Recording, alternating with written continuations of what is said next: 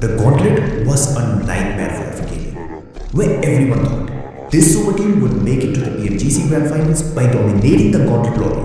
Got dominated in return. Spots Reefers ducking down behind the box and has to head up the stairs instead to stay safe. The blue zone is ticking away. It's slow, but it's there. The dropout from Jafar into a 1 versus 1 now, and Alpha Gaming and GS still toe to toe with Zebra. The bomb action through the window. He gives them the dose and puts them back in the lab. Gunfights messed up every single time. Rotations enjoyed everywhere they went. Kicked out of their drop spots by the first timers. Slams came in by teams as if Alpha Gaming were nothing in front of them, and among the bottom teams after 18 matches. A little hoop to get through, and we'll wait and see how they want to play that one out. But Alpha Gaming rolling in towards GK and finding a knock to start things off.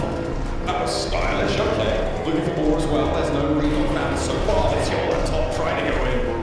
It's on the guard, unlock a key. You're not getting past them. But then comes the group stage, and comes the Alpha Gaming Re-Honor.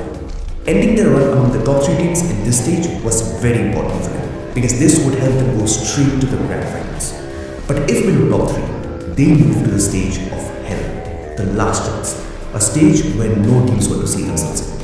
The first match begins, and Alpha Gaming had the start they needed, a second place with 9 eliminations. This was very crucial for the momentum to build up for the rest of the day. The second match, not the placement they wanted to end up in, an 8th place, but 7 eliminations in the bag, which still gives them a decent amount of points. And now comes match 3. And from here on, Alpha Gaming never stops for the rest of the day. To military base, and Alpha Gaming, they go for the usual drop, the military base. Now the circle forms on the extreme western side, and let me tell you this, Alpha Gaming loves playing these western circles. So Doc must be really confident the entire match. Now, 4 minutes into the game, Alpha Gaming gets on with the rotations. Reefers always talks in this compound to have an eye on the bridge and make sure no team is trying to reach gap. So in this case, Reefers gives the call that the bridge is clear, so the rest of the team move forward. Zeol then scouts the areas ahead of the bridge, and luckily, it was entirely clear. So APG continued the rotation smoothly. They drive all the way to the center of the circle and execute a 3-1 split route. But wait, do you hear that? Damn, it's a player scouting the area, and if he gets the hint that only one single player is holding this compound, they will not hesitate to slam him. Reefers, come over here. I don't want people to say that I'm a liability. So Reefers joins Doc, and APG executes a 2-2 split at the center of the circle. But the next phase begins, and the circle takes a hard shift north, pushing APG all the way to the southern edge.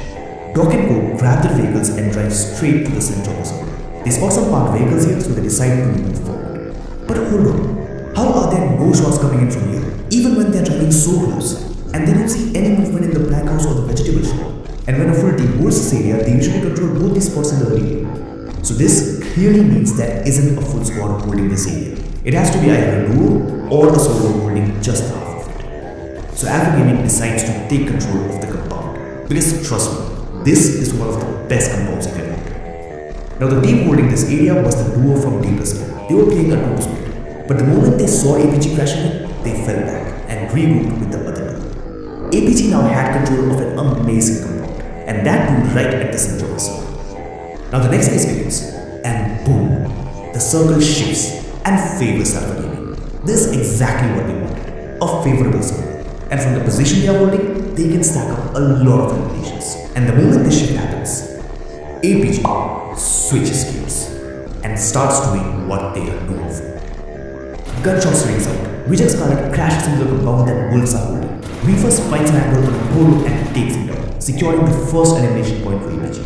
A vehicle drives in from the other side and crashes into a tree. So it's clearly a solo survivor from a team trying to win. It was T24 from Inner Circle. Doc locks a lead, and we all know what happens when Doc throws a lead.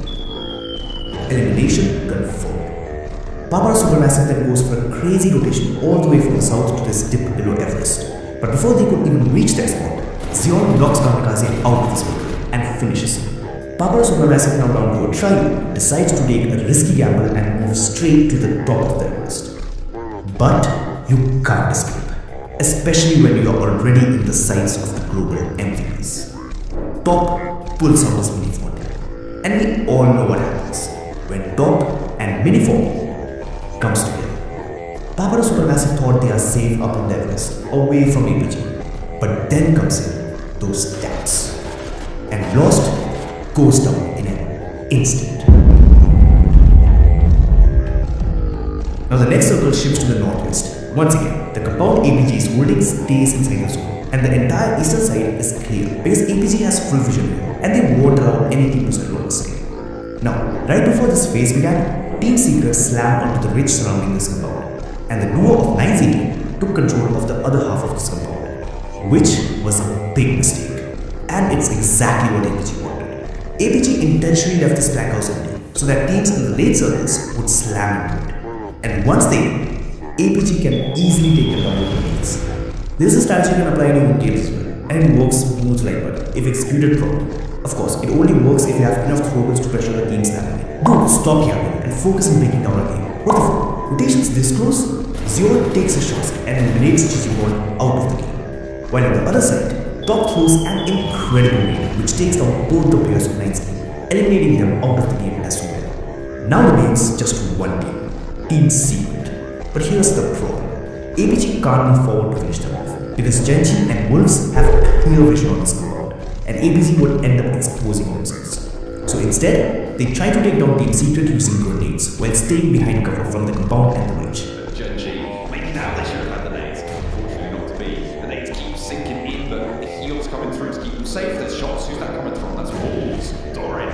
Able to shut down Ziola. They have to back it off. Seems like this compound makes teams think that they can peak when they shouldn't. Doc, learning from that last match, moves out to when we saw Bruce reflex out to last. Meanwhile, the next circle shifts, and once again, it completely favors APG. The compound they are holding is still inside the zone. Ziol throws a nade and it connects.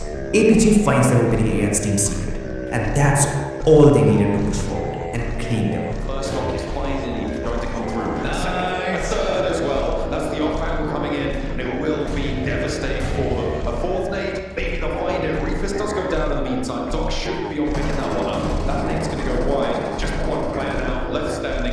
Ziol spots him. The off angles do too. The Wolves are going to have a say.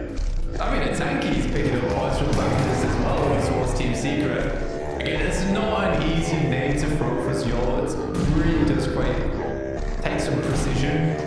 Doc makes that one look pretty easy though, but it's Doc. While the rest of his team was focused on taking out Team Secret, Top kept his eyes on Genji. He knew they would try to steal eliminations and mess up APG's push. And that's exactly what happened. The moment Quick peaked for a third-party attempt, Top shut it down. This made it much easier for APG to finish Team Secret without any major problems. But now the next circle shifts away from APG. Even then, entering the zone isn't much of a problem. The entire eastern side is clear, and APG knows this. As I mentioned earlier, they can get clear information from this area without risking themselves.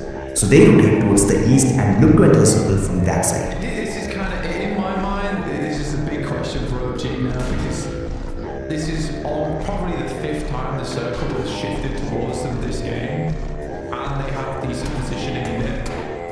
We've seen these types of circle shifts before for OG, and I think it's closing the match, which is still the thing that they're struggling to do here. Now here I want to give a special mention to Chips from Deepless again, because he truly deserves it. The way he survived as a solo and still picked up a couple of eliminations for his team was incredible. Kind of isolated up the top there, needs to run the vehicle, drop a smoke, get some acceleration on the way down, but where do you go from there? You're going to get into nade range or everything else. APG flexing out, look at Top move. He's going around the edge, and it's going to be all up to AKOP down the low ground to stay alive for them. Nice shot from Chips, an immediate response over towards Top. I think there was a little bit of assistance coming through.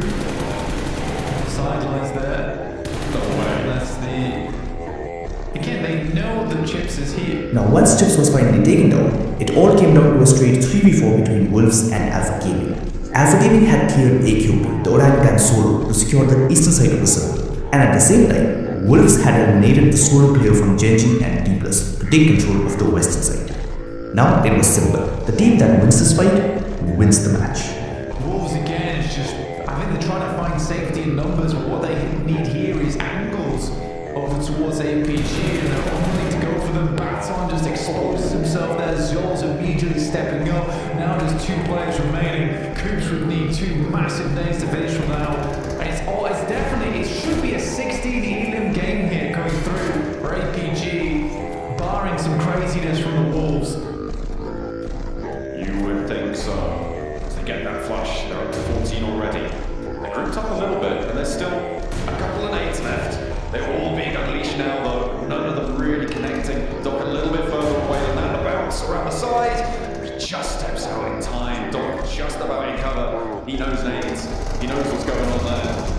And there go the Molotovs, the utility. Ziol stepped up and does get taken down. Coops needs to commit to the heal right now, and there's no nades in response. There's still, no, they don't have any. It's only 1 nade on the Wolves' back pocket. That gets it forwards towards top. Goes along. Coops forced into the trade. And from the high ground, will not be needed. The backup not there. Throw behind the tree will get burnt away. And APG, I don't know if they got that last healer, but they were able to hold on to the zone, hold on to the game this time around. And it is a different team that we're seeing from the Gauntlets.